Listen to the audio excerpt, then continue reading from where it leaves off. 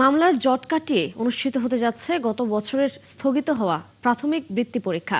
তবে শিক্ষার্থীরা এরই মধ্যে পঞ্চম শ্রেণী পার হয়ে ষষ্ঠ শ্রেণীতে ৩ মাস পার করার পর এই সিদ্ধান্তে দুশ্চিন্তায় শিক্ষক, অভিভাবক ও শিক্ষার্থীরা। এদিকে শিক্ষাবিদরা যেটি বলছেন, এটি শিক্ষার্থীদের উপর অযৌক্তিক চাপ প্রয়োগের শামিল। বিস্তারিত জুলিয়া তানহার প্রতিবেদনে।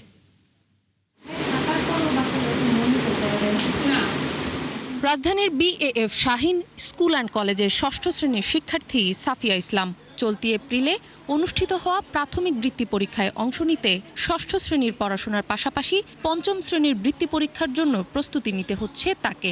যেহেতু 6-এর পড়া পড়ছিলাম, তার মধ্যে আবার 5-এর পড়া, এই জন্য একটু চাপ বেশি বেড়ে গিয়েছিল। আমার কাছে তখন বই ছিল না, সেই জন্য পরে মিসকে ফোন দিয়েছিলাম, তারপর মিসের কাছ থেকে বই নিয়ে এসেছি। এখন আমার কাছে বই আছে। শুধু সাফিয়াই নয়, একই পরিস্থিতিতে প্রায় 5 লাখ শিক্ষার্থীকে এপ্রিলের মাঝামাঝি পঞ্চম শ্রেণীর বৃত্তি পরীক্ষায় বসতে হবে।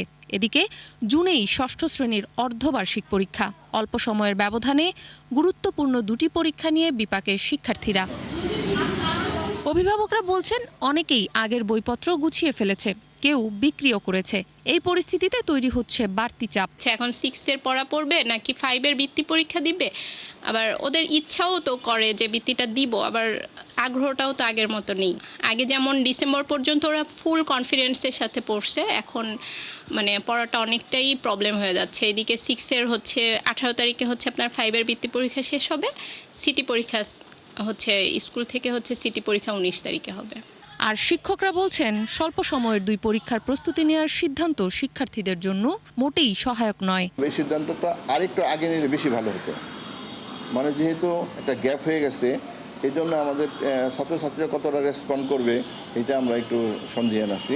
ওরা তো এখন অন্য মাধ্যমিকে পড়াশোনা করছে, ওখানে রেগুলার ক্লাস করছে, তাহলে এখানে আসাটা তাদের জন্য একটু দূরও হয়ে যায়। গার্জিয়ানের সাথে বা শিক্ষার্থীর সাথে যোগাযোগ করছি, ওরা কিন্তু অনেকে রেসপন্স করছে, অনেকে বলছে স্যার আমাদের কাছে বই নাই। 30 জনের তথ্য আনলোড করেছি, এখন পর্যন্ত ধরেন 15-16 জনের মতো হবে, ওরা রেসপন্স করেছে।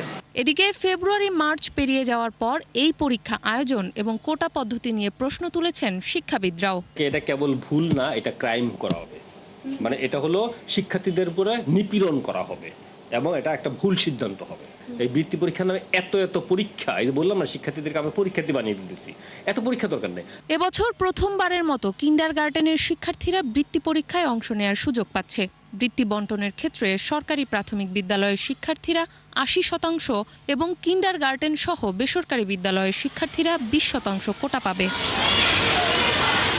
জুলিয়া তানহা, 71, ঢাকা।